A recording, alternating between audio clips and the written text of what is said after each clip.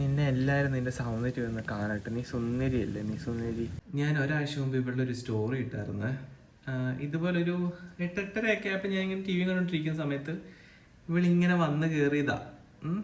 എന്നിട്ട് കുറേ വർത്താനമൊക്കെ പറഞ്ഞിങ്ങനെ ഇരിക്കും. ഇപ്പോൾ ഒരാഴ്ചയായി. ഞാൻ വിചാരിച്ച് തിരിച്ച് പോകുമായിരിക്കും, അല്ലെങ്കിൽ ആരെങ്കിലും വന്ന് കൊണ്ടുപോയിരിക്കും എന്നൊക്കെ വിചാരിച്ച്. പക്ഷെ ആള് എൻ്റെ അടുത്ത് ഭയങ്കര സ്നേഹമാണ്. ഞാൻ എവിടെ പോയാലും എൻ്റെ വണ്ടിയുടെ പുറകിൽ വരും. ഭയങ്കര അനുസരണയാണ്, മിടുക്കിയാണ്.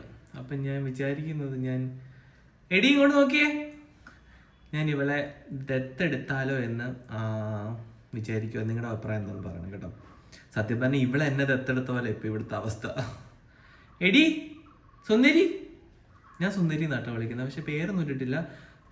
ശരാശരി ഒരു മലയാളി പട്ടിക്കിടുന്ന വീഡിയോ പേരുകളെല്ലാം ഞാൻ വിളിച്ചു നോക്കി, പക്ഷെ അവൾക്ക് ഒരു മൈൻഡും ഇല്ല. സുന്ദരി എന്നൊക്കെ വിളിക്കുമ്പോൾ നോക്കും, എടി കണ്ടോ.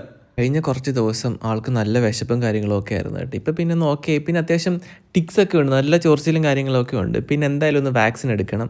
എനിക്ക് ആഗ്രഹമുണ്ട് ഇവളെ അഡോപ്റ്റ് ചെയ്യണമെന്ന്. നിങ്ങളുടെ ആഗ്രഹം കൂടെ പറയണം കേട്ടോ, ഞാൻ ഇവളെ അഡോപ്റ്റ് ചെയ്യണോ വേണ്ടോ എന്നുള്ളത്. പിന്നെ ആരെങ്കിലും വരുമോ എന്നൂടെ ഞാൻ വെയിറ്റ് ചെയ്തുകൊണ്ടിരിക്കും ഇപ്പോഴും. എന്തായാലും നോക്കാം അല്ലേ. സുന്ദരി ആടി നീ, സുന്ദരി പെണ്ണ.